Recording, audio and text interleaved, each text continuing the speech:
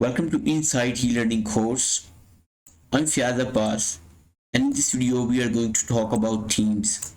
Staying on the same document, I would like you to hit on the design command, which is the third command. As you click on it, a ribbon of theme would appear just below the design button.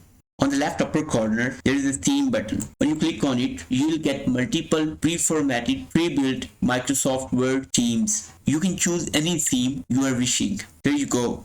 Now the second row is about document formatting. You can change document format just by choosing any template. There you go. You can also change the color on clicking the right side button of page color.